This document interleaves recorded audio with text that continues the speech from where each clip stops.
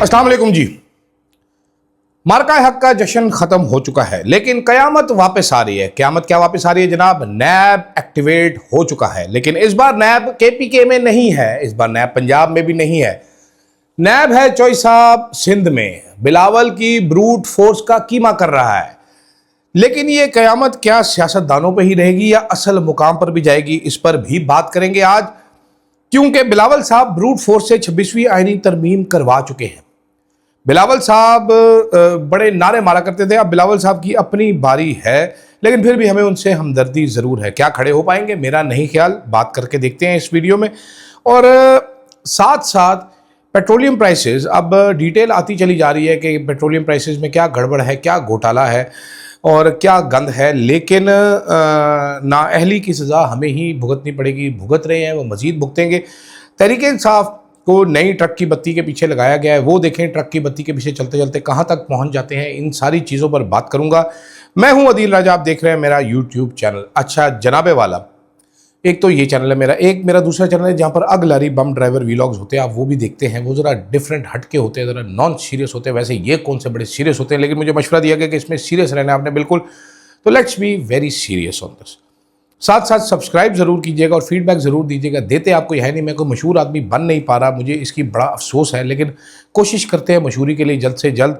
जनाबे वाला, खबरें सुने। अब ये खबरें क्या हैं जी? खबरें हैं जी कि नैब ने पहला केस सुने जी। अब ये एक लाइन है, वैसे तो सॉरी, मार्का हक साहब जो हैं वो अब मुक चुके हैं। एक हफ्ते तक पाकिस्तान को जश्न दिया गया कि आप मार्का हक का जश्न बनाएं, लुडियाँ डालें और पता नहीं क्या क्या करें, जोर लगाया गया। लेकिन अगर मेरिट पे बात करूं तो पब्लिक का इंटरेस्ट ज़ीरो था। पब्लिक गालियां निकालने में मसरूफ़ थी हुकूमत को। पेट्रोलियम प्राइसेस के ऊपर परेशान हैं लोग डिप्रेशन में हैं।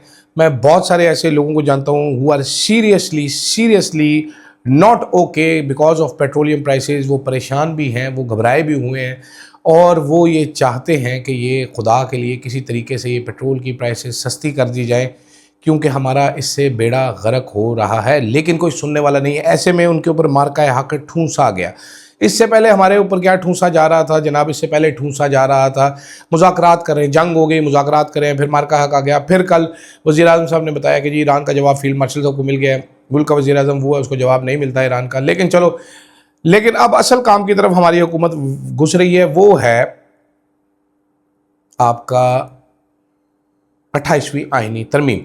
खबर क्या है उसमें? खबर उसमें ये है जनाबे वाला, नैब ने बहुत सालों से बंद पड़ी एक फ़ाइल खोली है जी। आज़ाद इंक्वायरी मुकम्मल हो गई है, केस इन्वेस्टिगेशन में चला गया। 2002 लियारी एक्सप्रेसवे कराची में बस्तियां मुतासिर हुई। वफाक और सूबों ने इधर फंड्स मुहैया किया, लियारी रीसेटलमेंट मंसूबा हुआ। नैब ज़राए कहता है कि जनूबी एशिया का सबसे बड़ा रीसेटलमेंट मंसूबा था, मगर ज़मीन और जो मुख्तस रकम सी जायज़ साजी हो गई, चाइना कटिंग हो गई, अस्पताल, पार्क सबको प्लॉट्स बदल के बेच दिया गया आउटसाइडर्स को। नैब ने 3000 फाइलें कब्जे में ले ली हैं जनाब सिंध से, और नैब ने कहा जी 65% जाली अलॉटमेंट हमें लब गई है।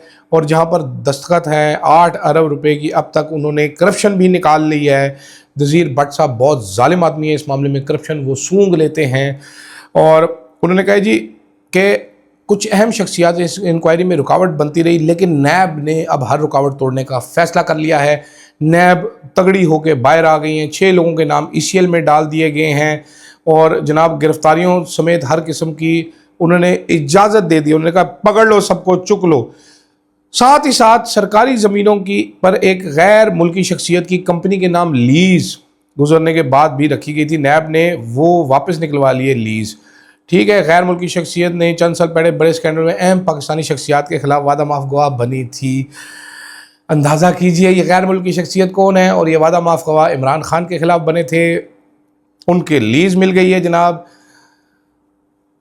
तीसरी खबर अब क्या है जी? नैब में अहम तरीन, नैब ने जो 2022 में जो तरमीम की गई थी, उन्होंने कहा जी सारी तरमीम वापस ले लें ताकि हम खुला के छिका के काम कर सकें। फोर्थ खबर क्या है?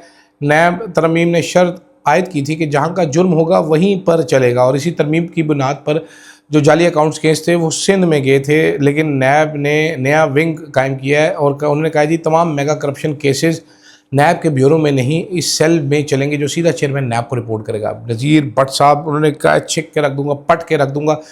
उस टाइम आपको याद होगा बड़ा रोला मचा था, आसिफ जरदारी के केसेस सिंध में मुंतकिल किए जाए, सिंध में मुंतकिल, फिर तरमीम के ज़रिए सिंध में मुंतकिल करवाए गए थे। उसके बाद कॉन्स्टिट्यूशन 1 का लेआउट जिस मकसद के लिए मंजूर हुआ था उस मकसद के लिए इस्तेमाल नहीं हुआ।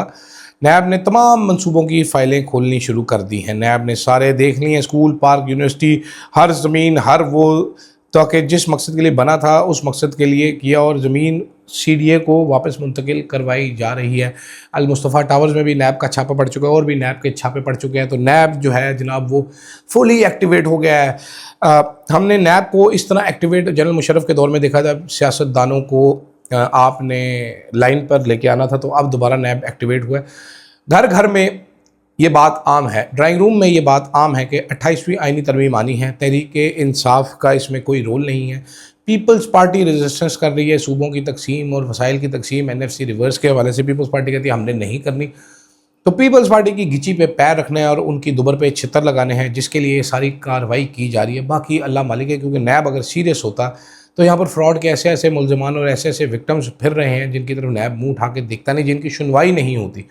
नैब अगर बहुत ज़्यादा सीरियस होता तो जनरल बाजवा के एहसासों की तहकीकात करता कि इसने वो अहमद नूरानी की खबर के बाद, पापा जोन्स की तहकीकात करता अहमद नूरानी की खबर के बाद कि इन्होंने इतना पैसा कैसे बना लिया। जनरल फैज़ की तहकीकात कर लेता, लेकिन वहाँ पर नैब के पर जलते हैं, नैब वहाँ पर जाता नहीं है। बाजवा थूक ना सूट दे नैब के ऊपर, तो इसलिए वहाँ पर नहीं जाते, इधर सियासतदानों की तरफ आते हैं, और सियासतदान भी अपनी पुश्त इनको हमेशा की तरह पेश करते हैं। दूसरी तरफ हुकूमत जो है वो कोई मौका नहीं दे रही है अवाम को, पेट्रोलियम को सोचने का मौका नहीं दे रही है। ऐसे ऐसे बहाने बताए जाने के हादसा निकल जाता है बंदे का। लेकिन नालायकी की इंतहा, इस नालायक टीम की इंतहा, अब मेरा नहीं ख्याल कि कोई भी हलाली बंदा इसको एक कामयाब मुआशी टीम कह सकता है।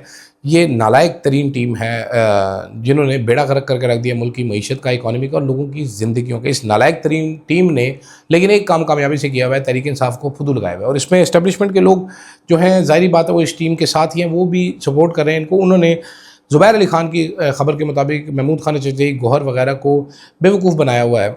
अब मैंने वो खबर ज़ुबैर अली खान साहब की देखी तो मुझे यही समझ आ रहा है कि ये ट्रक की एक नई बत्ती है जिसके पीछे तहरीक इंसाफ को लगा दिया गया है। सितंबर तक वो ट्रक की बत्ती के पीछे भागेंगे, भागते भागते वो थक जाएंगे, उनकी ज़बानें लटक जाएंगी, वो हफ जाएंगे, वो थक जाएंगे, वो गिरेंगे, उठेंगे, और सितंबर में उनको पता चलेगा कि ये ट्रक निकल गया, पीछे धूड़ मिट्टी कट्टा छोड़ गए जो कि उनके मुँहों पर पड़ गई है।